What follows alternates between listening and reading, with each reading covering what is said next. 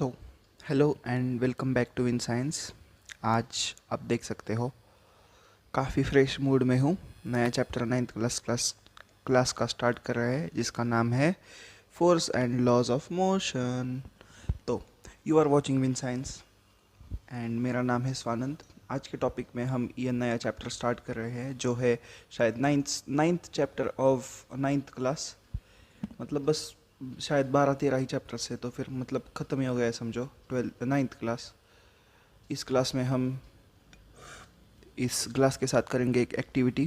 Glass के अंदर कुछ और भी चीज़ें हैं जो मैं आपको नहीं दिखा सकता अभी, लेकिन है कुछ चीज़ें।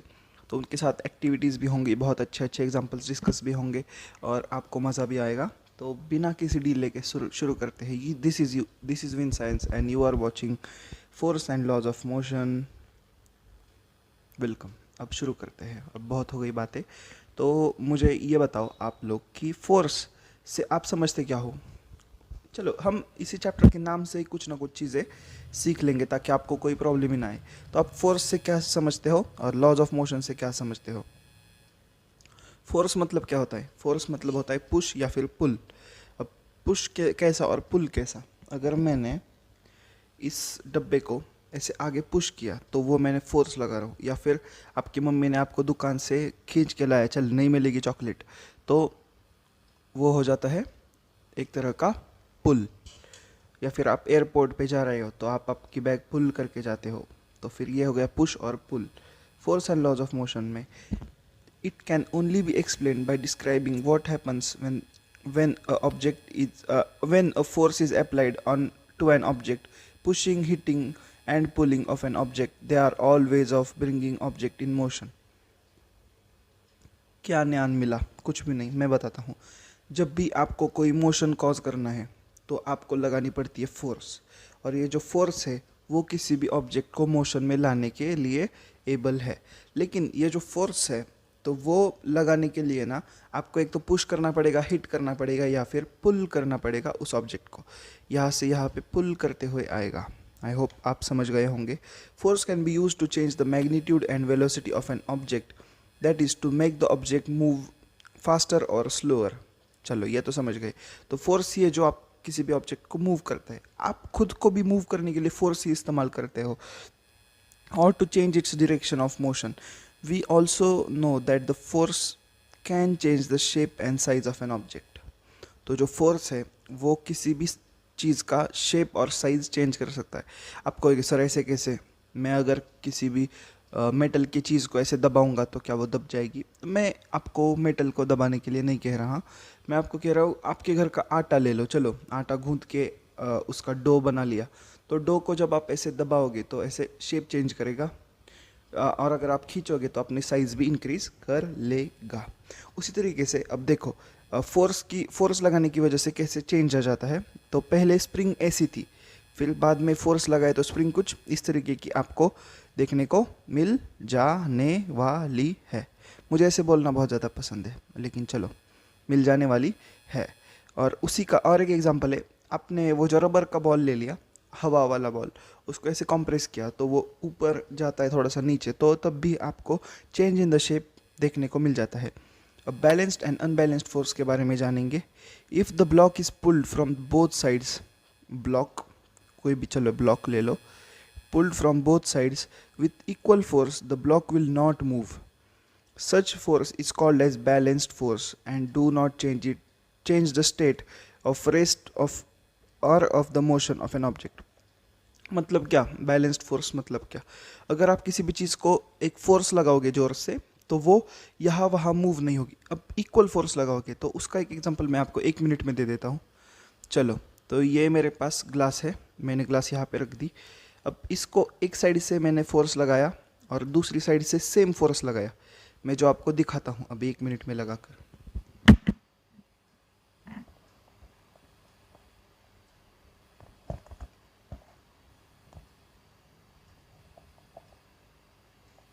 तो आप देख पाओगे मूव नहीं हुआ ग्लास। लेकिन अगर आपने एक साइड से ज़्यादा फोर्स लगा दी और दूसरे साइड से कम लगा दी तो ऑब्जेक्ट जिस साइड पे कम फोर्स है उस साइड पे मूव होना स्टार्ट हो जाएगी। मतलब एक साइड पे अगर फोर्स 1 है और दूसरे साइड 1 है तो ऑब्जेक्ट नहीं हिलूंगा हिलेगा। लेकिन अगर आपने यहाँ पे 2 कर दिया और यहाँ पे 1 ही रही, तो जिस साइड कम फोर्स है उस जगह पे ऑब्जेक्ट ऐसे सरक जाएगा या फिर मूव कर जाएगा। ये हुआ आपके लिए basic understanding. Now let us consider the situation in which 2 opposite forces are of different magnitude. Pull the block. In this case the block would begin to move in the direction of greater force. अब pull के बारे में ये हो गया, push के बारे में। अब मैं पुल के बारे में बता देता हूँ।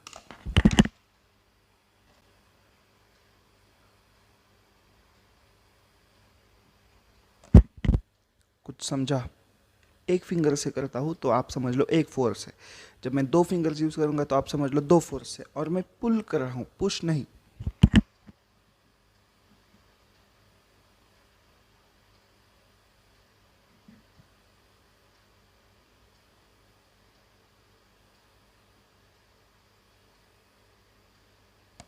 तो कुछ इस तरीके से पुल और पुश काम करता है। ये बहुत ही ज़्यादा डम्ब एग्जाम्पल था, लेकिन इससे आपको कई सारी चीज़ें क्लियर हो जाएंगी। Thus 2 forces are not balanced and the unbalanced force acts in the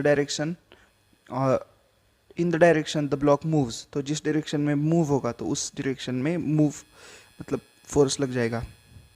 उसी तरीके से आप यहाँ पर भी देख लो, 2 फोर्सेस जब इक्वली एक्ट करते हैं तो कहीं पर भी नहीं हिलेगा, लेकिन अगर आपने फोर्स लगाया तो मूव करेगा। अब एक होती है कि चलो ब्लॉक मैंने ज़मीन पे रख दिया। अब आपने कभी देखा है क्या कि जब आप किसी भी चीज़ को ज़मीन पे ऐसे छोड़ोगे तो वो थोड़ा दूर जाके रुक जाती है। तो आपने कभी सोचा कि ये रुक क्यों जाती है? तो आप कहोगे हाँ, कांटेक्ट में है नीचे वाली फ्लोर के साथ, तो तब रुकती है उसी वजह से। यस, तो तभी ना एक फ्रिक्शन नाम का फोर्स एक्ट करता है जो हमेशा opposite to the motion act करता है, तो वो काम में लगता है। फ्रिक्शन मतलब क्या? घर्षण की वजह से लगने वाला फोर्स।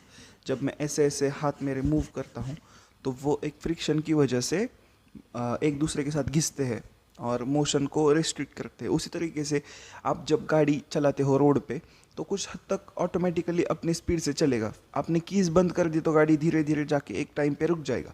तो ये होता है फ्रिक्शन की वजह से। या फिर आप चल पाते हो बिकॉज फ्रिक्शन होता है पैरों के मतलब शूज़ और सॉइल की बीच में। तो इसी तरीके से फ्रिक्शन कुछ, अगर ब्लॉक हमारा इस साइड पे मूव हो रहा है ना, तो फ्रिक्शन कुछ इस साइड पे फ्रिक्शन लग जाता है। तो friction force arises between the 2 surfaces of contact.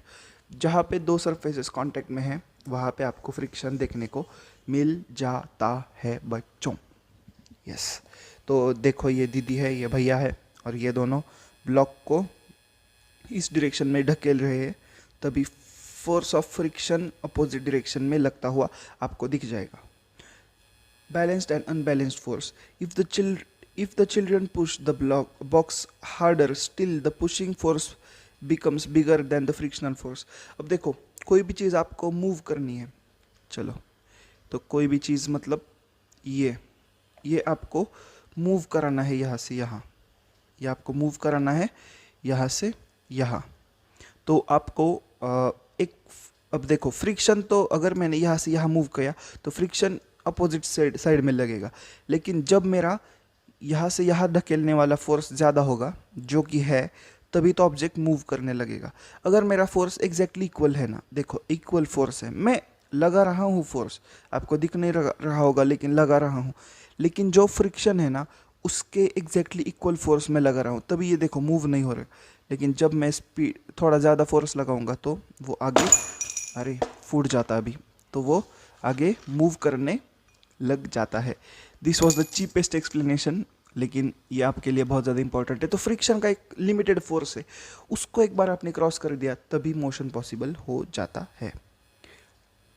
तो what happens when we ride bicycle? When we stop pedalling the bicycle begins to slow down. This is again because of the friction force acting opposite to the direction of the motion, जो मैंने अभी कहा आपको। In order to keep the bicycle moving, we have to start pedaling again.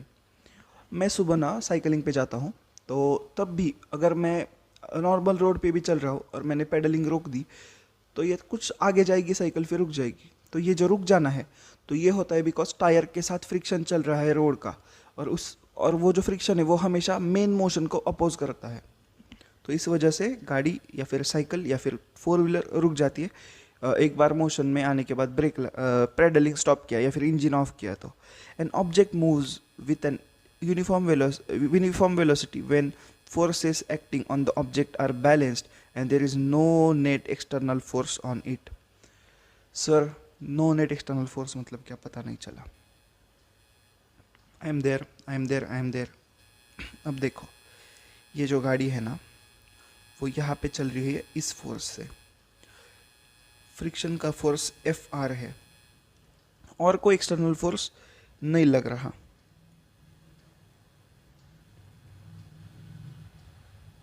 तो अब देखो, अगर जब आपको फोर्स थोड़ा सा ज़्यादा मिलेगा फ्रिक्शन फोर्स से तभी गाड़ी मूव करना स्टार्ट कर देगी, ये तो आपको समझ में आ गया। लेकिन जब इक्वल भी होगा ना तभी भी गाड़ी मूव कर सकती है बहुत इजीली, बस थोड़ा सा पुश चाहिए। अब अब देखो, एक बार आपने समझ लो 1 मिनट के लिए आपको ना एक घर का टेबल जो है वो मूव कराना है। तो एक बार टेबल को एक आपने छोटा सा जोर से पुश दे दिया तो टेबल थोड़ा थोड़ा मूव करने लगेगा, उसके बाद आपको कोई तकलीफ नहीं होगी। लेकिन वो जो इनिशियल पुश है ना वो फ्रिक्शन तोड़ने के लिए इम्पोर्टेंट होता है। और उसके बाद सारे के सारे जो फोर्सेस है, मतलब आपका फोर्स और फ्रिक्शन का फोर्स, फ्रिक्शन अपोजिट लगाता है, आप आगे लगाते हो, तो वो दोनों फोर्सेस इक्वल हो जाते हैं। और ये जो इक्वल एंड अपोजिट फोर्सेस के कारण कोई एक्सटर्नल फोर्स काम नहीं करता, तो तब एक यूनिफॉर्म वेलोसिटी के साथ ऑब्जेक्ट जा सकता है। If an unbalanced force is applied to the object there will be change in either its speed और in the direction of motion. चलो, आप आपकी शॉपिंग कार्ट ऐसे लेके जा रहे हो, इसमें कुछ चलो सामान है, आप यहाँ पे ऐसे होल्ड करके रखा है। अब आप स्ट्रेट जा रहे हो, लेकिन अगर कोई आंटी आ गई और उन्होंने यहाँ पे ऐसे फोर्स लगा दिया तो कार्ट यहाँ पे मूव करने लग जाएंगी। एक्सटर्नल फोर्स जब तक नहीं है तब तक गाड़ी स्ट्रेट जाएगी, आपकी कार्ट स्ट्रेट जाएगी, आपकी साइकिल स्ट्रेट जाएगी। अगर आपने एक तो एक्सटर्नल फोर्स लगा दिया अपोजिट डायरेक्शन में, मतलब ब्रेक लगा दिए, या फिर किसी ने यहाँ पे आके इस साइड पे धक्का दे दिया, फिर इस साइड पे धक्का दे दिया, तो तब डायरेक्शन चेंज हो जाता है। आई होप आपको समझ रहा ही होगा, बिकॉज ये इतना भी ज़्यादा कोई ऐसा न्यूक्लियर मतलब ऐसा कुछ नहीं है, बहुत ही इजी वाले टॉपिक से। अच्छा है, आपको बायोलॉजी ऐसा लर्न तो नहीं करना, आपको मतलब कंसेप्ट है बहुत अच्छे। Thus, to accelerate the motion of an object an unbalanced force is required and the change in its speed would continue as long as unbalanced force is applied. चलो अभी ये भी बता देता हूँ। तो जब भी आपको कोई भी मोशन करना है ना, तो आपको एक अनबैलेंस्ड फोर्स लगाना पड़ेगा, या फिर अगर आपको एक्सेलरेट भी करना है, अब आपको गाड़ी स्पीड में भगानी है तो आपको ज़ोर से पेडल लगाना पड़ेगा, या फिर ज़ोर से आपको एक्सेलरेट करना पड़ेगा। तो ये जो एक्सेलरेशन है, तो आप क्या कर रहे हो, एक एक्सटर्नल फोर्स लगा रहे हो जो बहुत ज़्यादा है फ्रिक्शन से, तभी आपकी गाड़ी एक्सेलरेट करेगी। या फिर आपको ब्रेक लगाना है तो आप निगेटिव फोर्स ब्रेक की वजह से ज़्यादा लगाओगे ताकि गाड़ी आपकी स्लो कर सके। तो एक्सेलरेट करने के लिए या फिर डायरेक्शन चेंज करने के लिए आपको एक एक्सटर्नल फोर्स लगाने की बहुत ज़्यादा ज़रूरत होती है बच्चों। तो तभी एक अनबैलेंस फोर्स काम में आ जाता है, तो हमें ये अनबैलेंस फोर्स के बारे में सीखने को मिल जाता है। अब बैलेंस फोर्स समझ गए, अनबैलेंस फोर्स समझ गए, अब हम आ जाते हैं, चलो फोर्सेस के बारे में तो आप जान गए, चलो ये वाला फोर्स वो वाला फोर्स। अब आप टाइप ऑफ फोर्स की कोई ज़रूरत नहीं है, बिकॉज आगे वाले ग्रेविटेशन में वगैरह आप पढ़ लोगे टाइप्स ऑफ फोर्सेस। बट ये एक बहुत बेसिक चीज़ है जो आपको हमेशा ध्यान में लेनी है। जब आपको कोई भी ऑब्जेक्ट मूव कराना हो तो वो सिर्फ एक एक्सटर्नल फोर्स लगाने के बाद ही मूव करेगा। अब ना हम चैप्टर के दूसरे साइड पे आ जाते हैं, लॉज ऑफ मोशन पे आ जाते हैं। अब लॉज ऑफ मोशन क्या, चलो हमने फोर्स लगा दिया, अब ऑब्जेक्ट आगे आगे आगे चलने लगा, ठीक है सर जी। और एक ऑब्जेक्ट था जो आगे आगे आगे चलने लग गया। अब ना उसका जो मोशन होगा वो कुछ सिलेक्टेड फॉर्मेट्स में होगा, एक सिलेक्टेड सेट ऑफ इक्वेशंस या फिर सेट ऑफ लॉज फॉलो करेगा, तभी वो इक्वेशन हो पाएगा। या फिर ऑब्जेक्ट को मूव कराने के लिए भी जो हमें फोर्स लगाना पड़ेगा ना, उसके भी पीछे कुछ लॉज है, तो उनको हम कहते हैं लॉज ऑफ मोशन। तो ऐसे 3 लॉज ऑफ मोशन है जो द ग्रेट न्यूटन साहब ने दिए थे। हाँ, वही न्यूटन साहब जिनके मतलब एप्पल वगैरह गिरा था, तो उन्होंने दिए थे। I have huge respect for Newton, because अगर ये नहीं होते तो मतलब क्या पता ग्रेविटी वगैरह भी नहीं आ पाता हमारे स्टडीज़ में। तो फर्स्ट लॉ ऑफ मोशन जानेंगे, वैसे ही सेकंड जानेंगे, वैसे ही थर्ड जानेंगे। इस लेक्चर में हम सिर्फ जानेंगे first law of motion, because आप अभी तो चैप्टर शुरू किया है। अगर अभी मैं बहुत ज़्यादा एक्सप्लेन करने बैठूँगा तो क्या होगा ना, आप भी बोर हो जाओगे। और दूसरी बात कि यह लेक्चर बहुत ज़्यादा बड़ा हो जाएगा। सेकंड लॉ ऑफ मोशन बहुत बहुत बड़ा है लेकिन इजी भी है, जितना ज़्यादा बड़ा है उतना ज़्यादा इजी भी है। तो अब आइए हम फर्स्ट लॉ ऑफ मोशन पढ़ लेते हैं, बिकॉज ये बहुत ज़्यादा छोटा है, बहुत ज़्यादा क्यूट है। उससे भी क्यूट है third law of motion. Third law of motion में 1 मिनट में बता देता हूँ। Every reaction has it equal and opposite reaction. आपने दोस्त को थप्पड़ मारा तो दोस्त भी आपको थप्पड़ मारेगा। आपने ब्रेक लगाया तो ऑटोमेटिकली गाड़ी रुक जाएगी। हर कोई एक्शन करोगे तो उसका एक इक्वल एंड अपोजिट रिएक्शन आता है। तो वो हो गया थर्ड लॉ। अब फर्स्ट लॉ ठीक से पढ़ लेते हैं। It is the suggested that unbalanced or external force is required to change the motion of marble, but no net force is needed to sustain the uniform motion of marble. मतलब क्या, एक force लगाना पड़ता है किसी भी, अब marble मतलब क्या, एक गोटी जो होती है ना, गोटी, तो उसको मराठी में उसको गोटी कहते हैं। मार्बल मतलब जो कंचे होते हैं, कंचे शायद आप बोलते होंगे। तो उनको ना एक बार मूव कर दिया ना तो कोई ज़्यादा एक्सटर्नल फोर्स लगाने की ज़रूरत नहीं है, वो कांस्टेंट फोर्स पे मूव करेंगे। In practical situation it is difficult to achieve a zero unbalanced force. तो ये भी जान लो। अब अगर मैंने आपको स्पेस में एक ऑब्जेक्ट रख के बोला कि चलो आपका नाम, चलो पकड़ लेते हैं, आपका नाम है रमेश, तो आपको कह दिया रमेश ये जो एक बॉल है वो मैंने स्पेस में फेंक दी, तो वो अनलिमिटेड टाइम तक, जब तक उसके अंदर वो जो पावर है, मैंने फोर्स जो है वो है, तब तक वो कंटिन्यू जाएगी। लेकिन अगर आपको मैंने ज़मीन पे, धरती पे लाया और कहा कि चल मैं तुझे एक कंचा देता हूँ, वो फेंक और देख कितने दूर जा रहा है वो, तो वो कुछ दूर जाएगा फिर रुक जाएगा। तो अनबैलेंस्ड फोर्स बहुत ज़्यादा लगता है यहाँ पे। तो zero unbalanced force practically possible नहीं है।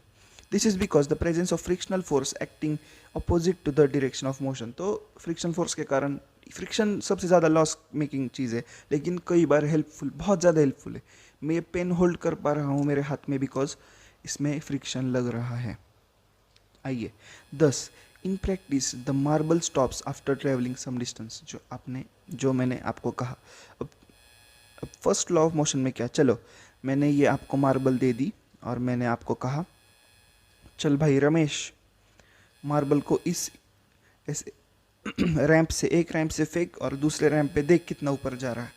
अगर प्रैक्टिकल पोजीशन देखेंगे तो ये थोड़ा सा ऊपर जाएगा फिर रुक जाएगा।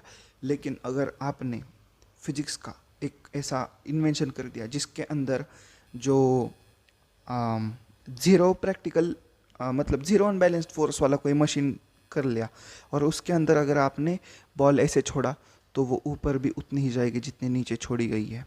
तो this is the first law of motion का थोड़ा सा एक्सप्लेनेशन। द डाउनवर्ड मोशन, पहले में देखो, द डाउनवर्ड मोशन यहाँ पे है upward motion of marble of an inclined plane.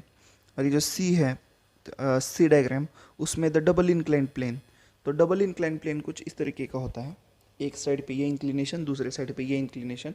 यहाँ से एक मार्बल आएगा, यहाँ से ऊपर जाएगा, तो कुछ इस तरीके का है।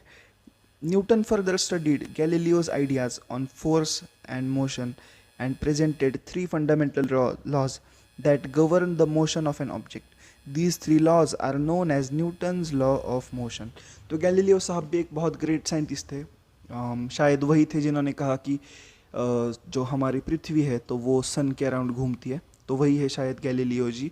तो उनके कुछ इक्वेशंस को हमारे न्यूटन भाई साहब ने पढ़ा और उसके बाद उस न्यूटन साहब ने खुद के इक्वेशंस ढूंढ के निकाले, लॉज निकाले ढूंढ के। तो तब उन्होंने 3 ऐसे लॉज दिए जो गवर्न करते हैं किसी भी मोशन को। तो उन लॉज को हम प्यार से कहते हैं Newton's laws of motion. The first law of motion states that an object remains in the state of rest और of uniform motion in a straight line unless compelled to change that state by an applied force. मतलब कोई भी object अगर वो rest में है तो वो रेस्ट में रहेगा, या फिर अगर कोई ऑब्जेक्ट मोशन में है तो वो मोशन में रहेगा, और वो मोशन में तब तक रहेगा जब तक कोई एक्सटर्नल फोर्स काम नहीं करता। आपकी साइकिल प्रैक्टिकल सिचुएशन मतलब हाइपोथेटिकल सिचुएशन में मतलब ऐसे एनवायरनमेंट में जहाँ पे इमेजिन कर लो 2 मिनट के लिए अगर कोई एक्सटर्नल फोर्स लग नहीं रहा तो आपकी साइकिल एक बार पैडल लगाओगे तो कंटिन्यू चलती रहेगी। लेकिन ये प्रैक्टिकल सिचुएशंस में पॉसिबल नहीं है। तो उन्होंने क्या कहा, an object in rest remains tends to stay in the rest, an object in motion will tend to remain in the motion until compelled to change its state by an applied force। मतलब जब तक कोई external force नहीं लग जाता तो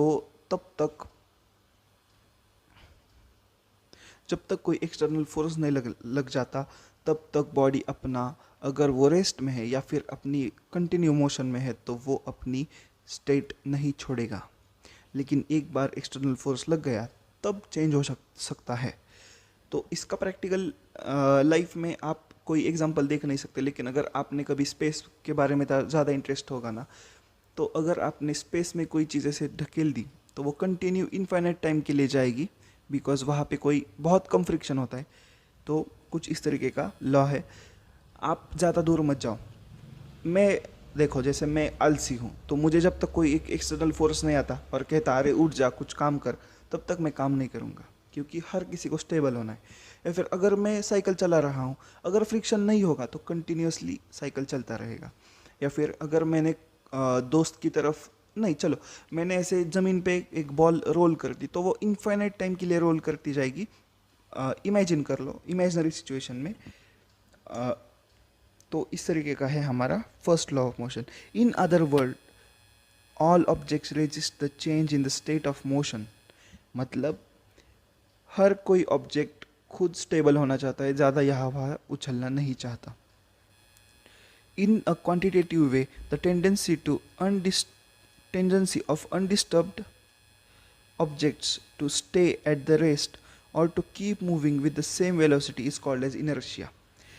नई चीज़ इनर्शिया। सर ये इनर्शिया क्या है? Tendency of undisturbed object to stay at rest or to keep moving with the same velocity is called as inertia। मतलब अगर समझो कोई ऑब्जेक्ट है तो उसकी टेंडेंसी अगर वो एक जगह पे बैठी हुई है तो वैसे ही बैठी रहेगी, और अगर मूव कर रही है तो कंटिन्यू मूव करेगी अपने मोशन को किसी एक्सटर्नल फोर्स से रेजिस्ट, मतलब एक्सटर्नल फोर्स को काम करने से रेजिस्ट करेगी। मतलब आपकी भी, अगर आप लेज़ी आदमी हो तो आपकी भी एक टेंडेंसी होती है कि मम्मी ने कह दिया अरे उठ के ये काम कर, तो आप नहीं करोगे, तो ये हो गया इनर्शिया। अगर आपने किसी भी लोहे का अगर कोई स्क्रू ले लिया और उसको ऐसे लिया और ऐसे फेंका तो वो कुछ समय के बाद रुक जाएगा, फिर उसको हिलाने के लिए आपको फिर से फोर्स लगाना पड़ेगा। तो ये होती है टेंडेंसी ऑफ इनर्शिया। तो ये जो है वो inertia. This is why the first law of motion is known as law of inertia. तो इसी वजह से जो फर्स्ट लॉ ऑफ मोशन होता है उसको हम इनर्शिया कहते हैं। मतलब किसी भी ऑब्जेक्ट की टेंडेंसी कि वो एक ही जगह पे बना रहे, वो ज़्यादा यहाँ वहाँ डुले ना, हिले ना। जैसे हमारी भी टेंडेंसी होती है, जैसे गाड़ियों की भी, हर किसी ऑब्जेक्ट की वही टेंडेंसी होती है कि वो अपनी पोजीशन बनाए रखे, ज़्यादा यहाँ वहाँ ना उछले। We tend to remain at rest with respect to the seat until the driver applies the braking force to stop the motor car. With the application of brakes, the car slows down, but our body tends to continue the same state of motion because of the inertia. चलो, अब इसका क्या मतलब है? तो देखो, आप गाड़ी में जा रहे हो और गाड़ी वाले भैया है, चलो आप गाड़ी में जा रहे हो, एक गाड़ी वाले भैया है, तो इन्होंने क्या किया, झट से ब्रेक मारा, आप ऐसे आगे जाओगे और पीछे आओगे। तो ये जो आगे जाना है ये इनर्शिया की वजह से होता है। तो ये क्यों होता है मैं आपको बता देता हूँ। हमारे बॉडी की जो टेंडेंसी है, अब एक तो बस या फिर चलो एक गाड़ी है जो 40 की स्पीड से आ रही है, तो आपकी बॉडी की भी टेंडेंसी है कि मुझे भी 40 किलोमीटर पर आवर की स्पीड ही मेंटेन करनी है। तो आप भी 40 किलोमीटर से आ रहे हो, आपकी गाड़ी भी 40 किलोमीटर से आ रही है, अचानक भैया ब्रेक लगा देंगे तो क्या होगा? देखो ये भी देखो, चलो ज़्यादा दूर नहीं जाते। तो ये इसका मतलब क्या कि इस ऑब्जेक्ट की टेंडेंसी है कि ये अपनी स्पीड इनर्शिया बनाए रखे। लेकिन जब मैं आगे आके रोक देता हूँ तो ये ऐसे ऐसे मूव करेगी, वैसे ही आप ऐसे आगे जाके ऐसे आओगे। तो ये क्यों होता है? तो इसकी वजह है इनर्शिया। हमारी बॉडी की टेंडेंसी होती है कि मैं ऐसे ही 40 किलोमीटर पर आवर की स्पीड में आराम से बैठा रहूँ, लेकिन अगर ड्राइवर वाले ने ब्रेक लगा दिया तो आपको भी ऐसे आगे जाना पड़ेगा, बिकॉज आपकी बॉडी तो आगे 40 से जाना चाहती है, बिकॉज उसके अंदर इनर्शिया है, लेकिन गाड़ी की स्पीड स्लो हो चुकी है, इसलिए आप थोड़ा सा आगे जाते हो। उसी तरह से एक अपोजिट एक्सपीरियंस इन्होंने बताया गया है। जब आप स्टैंड कर रहे हो ऐसे बस में और बस मूव करने लगी सडनली, तो आप ऐसे ऐसे पीछे जाते हो, ऐसे राइट, ऐसे ऐसे पीछे जाके आगे आते हो। तो ये पीछे जाके आगे आना क्यों है? बिकॉज आपकी बॉडी को चाहिए कि आप ऐसे ही खड़े रहो, लेकिन बस को चाहिए कि आगे सरको। तो आपके पैर जो है ना वो अपोज करते हैं बस की मोशन को, इसी वजह से आप ऐसे पीछे जाते हो। आई होप, अब मैंने तो एक्शन करके दिखाया, आई होप अब तो आपको क्लियर हुआ होगा कि इनर्शिया किस तरीके से काम करता है। आपकी बॉडी का इनर्शिया चाहता है कि मैं रेस्ट पे रहूं, लेकिन गाड़ी का जो मोशन है वो आगे है। इसीलिए आपकी बॉडी जब इनर्शिया की वजह से ऐसी टेंडेंसी दिखाती है कि मुझे एक ही जगह पे खड़े रहना है ऐसे, तो तब आप ऐसे पीछे जाते हो। तो बॉडी अपोज करती है motion because of the inertia. उसी तरीके से नेक्स्ट, अब आप एक सस्ता वाला एक्सपेरिमेंट करेंगे, और इस एक्सपेरिमेंट की कीमत है सिर्फ 1 रुपया। ऐसा होता है ना हमारा रुपी। तो चलो, when a moving car makes a sharp turn at the high speed, we tend to get thrown on one side. ये तो आपने कई बार देखा होगा। this this can again be explained on the basis of law of inertia. We tend to continue our straight line motion when an unbalanced force is applied by the engine to change the direction of the motion of the motor car. We slip on one side of the seat due to the inertia of our body. अब मान लो कि हम ऐसे बहुत ज़ोर से turn करेंगे, तो अगर आपने कभी ड्रिफ्ट रेसिंग की भी देखी होगी ना, तो गाड़ी कुछ इस तरीके से ड्राइवर को इस तरीके से एक साइड पे ढकेल देती है। तो ये भी एक इनर्शिया का कारण है। जब आप स्ट्रेट जा रहे हो और अचानक से आपने टर्न ले लिया, स्ट्रेट जाके टर्न ले लिया, तो आपके बॉडी की टेंडेंसी होती है कि मुझे स्ट्रेट जाना है, लेकिन और आपकी बॉडी अपोज करती है लेफ़्ट साइड को, एक मतलब टर्न लेने को। इसी वजह से आपको इनर्शिया महसूस होता है, और इनर्शिया की वजह से आपका स्ट्रेट लाइन मोशन भी ब्रेक होता है। लेकिन वो ब्रेक करने के लिए आप कुछ इस तरीके से या फिर इस तरीके से डिस्प्लेस होते हो आपकी ओरिजिनल पोजीशन से। एक सस्ता वाला एक्सपेरिमेंट कर लेते हैं आपको इनर्शिया बताने के लिए। तो अरे ये क्यों बार बार गिर रहा है? तो चलो एक सस्ता वाला एक्सपेरिमेंट करेंगे हम। तो मैं क्या करूँगा, 1 मिनट के लिए ऐसे नीचे ले लूँगा। तो ये देखो, ये ग्लास है, राइट? ये ग्लास है कि नहीं? ये है कॉइन, ये एक कार्ड है, जो कार्ड मैंने यहाँ पे रख दूँगा। और फिर मुझे क्या करना है, इस 1 रुपए का कॉइन इसके ऊपर रखूँगा। अब मैं जब इस कार्ड को ज़ोर से मूव करूँगा ना, तो आपको इनर्शिया का एक ओरिजिनल एग्जांपल दिख जाएगा। तो मैं ये कार्ड कर रहा हूँ मूव 1 मिनट के अंदर, और आप देखोगे इनर्शिया। चलो, एक्सपेरिमेंट फेल्ड, लेकिन मैं आपको एक और बार करके दिखाऊंगा एक्सपेरिमेंट, यही सेम एक हल्के से पेपर के। हाँ चलो, ये पेपर हम ले सकते हैं, बिकॉज ये कार्ड थोड़ा ज़्यादा कुछ ऐसा मुड़ा हुआ है, तो नहीं होगा शायद। तो आओ यार, एक्सपेरिमेंट कर लेते हैं। अब आप देख सकोगे क्या हुआ। चलो एक बार फिर से कर लेते एक्सपेरिमेंट, सो दैट आपको पता चले कि हुआ क्या, आखिर हुआ क्या। तो देखो, इस तरीके से हमने ग्लास को एडजस्ट कर लिया है। उसके ऊपर हम रख देंगे ये पेपर, और उसके ऊपर रख देंगे हम ये एक कॉइन। तो जब मैं पेपर को खिसकाऊंगा तो कॉइन कुछ इस तरीके से ग्लास के अंदर आपको दिख जाएगा। तो इसका मतलब क्या है? इसका मतलब क्या है कि पेपर के मूवमेंट को हमारा जो कॉइन है वो रेजिस्ट करता है, और हमारा कॉइन इनर्शिया की वजह से ग्लास के अंदर गिर जाता है, बल्कि पेपर साइड में निकल जाता है। तो this was the small activity, cheap activity, 1 रुपए का एक्टिविटी। तो यही एक्टिविटी इन्होंने भी किया है। एक कार्ड रखा है, और जब कार्ड मूव करेगा तो फिर कॉइन अपनी इनर्शिया के कारण इनर्शिया के कारण नीचे गिर जाएगा। तो ये हो गया इनर्शिया का एक्सप्लेनेशन, इनर्शिया कैसे काम करता है। अब इनर्शिया एंड मास के रिलेशन को समझ लेते हैं। if it is at rest, it tends to remain at rest, and if it is moving, it tends to keep moving. This property of an object is called as inertia, जो मैंने अभी बताया आपको। A force that is just enough to change the small cart to pick up a large velocity will produce negligible change in the motion of a train. अब आपने क्या किया, एक बैलगाड़ी ले ली और उसको ढकेलना स्टार्ट कर दिया, तो आप आपकी फोर्स से तो पुश करोगे, लेकिन अगर वही फोर्स आपने एक ट्रेन को लगाया तो ट्रेन का शायद दरवाज़ा भी ना हिले, राइट। तो this is because the comparison of the cart of the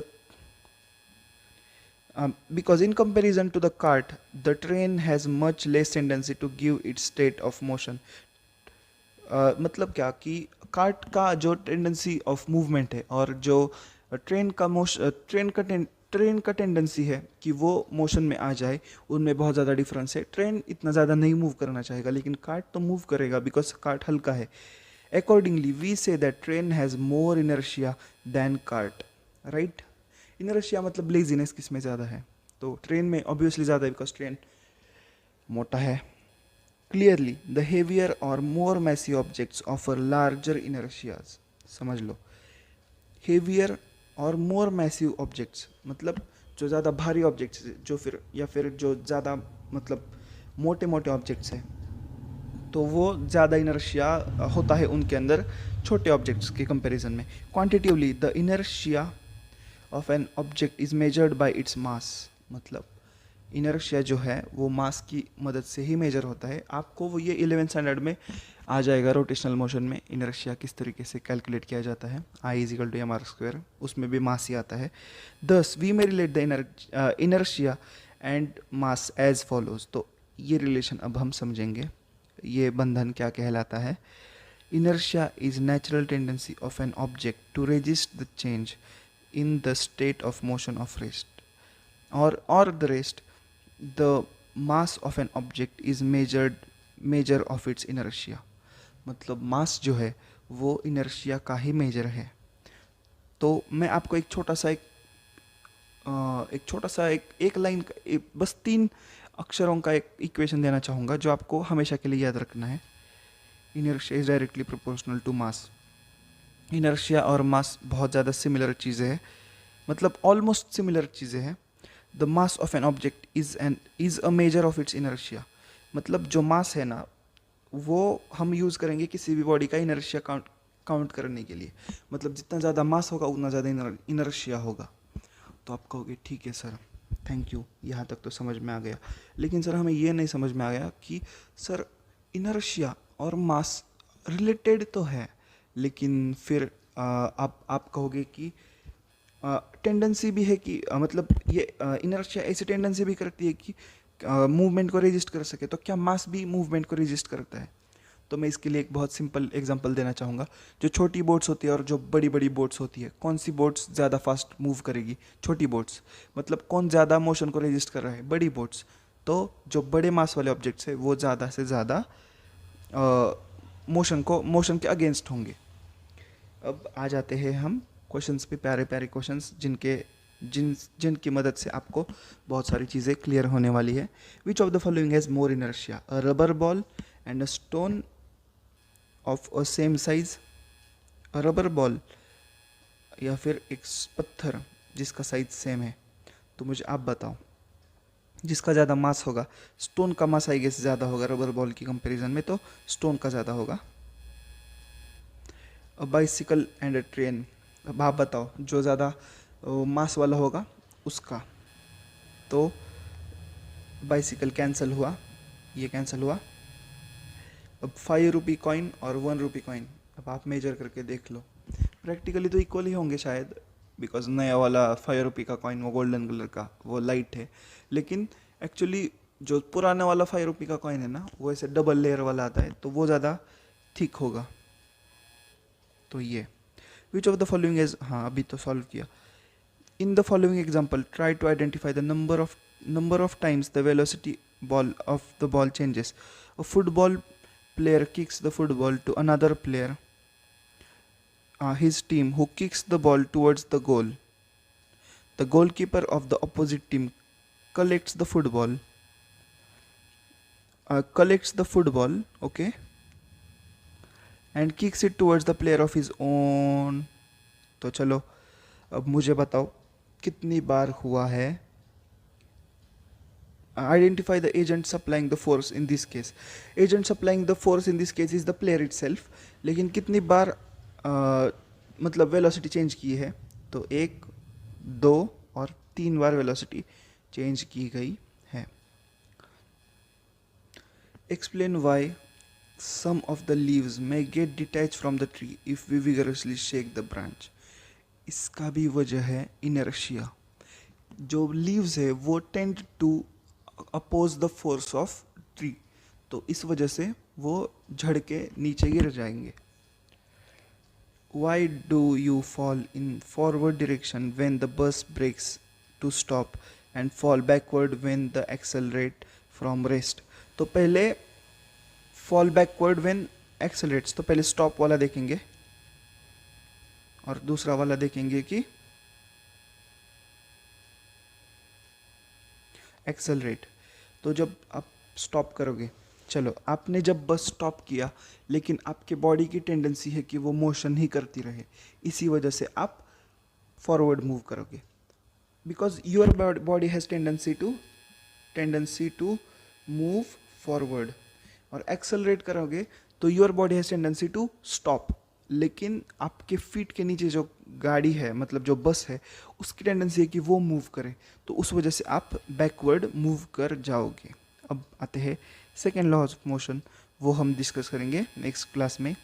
you are and you were watching win Science. Thank you so much for watching this lecture. बहुत अच्छा लगा ये पढ़ा कर, because first law of motion थोड़ा सा hard जाता है कुछ बच्चों को, लेकिन मैंने ऐसे मजाक में कह दिया था कि ये बहुत ज़्यादा ईजी है. इनर्शिया समझ लो, इनर्शिया ध्यान में भी रखो, बिकॉज यही है जो चीज़ जो आपको बहुत ज़्यादा बार गिराती है. अगर आप चालू बस में से कूद जाओगे, हाँ ये एक एंडिंग का एग्जांपल डिस्कस कर लेते हैं चलो, और उसके बाद मैं आपकी छुट्टी कर दूंगा. आप चालू बस से कूद जाओगे नीचे, तो आपकी बॉडी की टेंडेंसी है कि आप आगे रहो, लेकिन जब आपके फीट ग्राउंड को टच कर जाएंगे तो वो रुक जाएंगे, तो आप ऐसे मुंह पे गिर जाओगे. तो बस में से जंप मत करो. See you in the next class. Thank you so much for watching win science. अगर आपको इस वीडियो से कोई वैल्यू मिली है, hit that red button subscribe वाला, उसके साथ वो नोटिफिकेशन भी ऑन कर दो. जो लोग नए हैं वो प्लीज़ बता दीजिएगा कौन सी चीज़ ज़्यादा है, कौन सी चीज़ कम है. Thank you so much for watching as always. See you in the next class.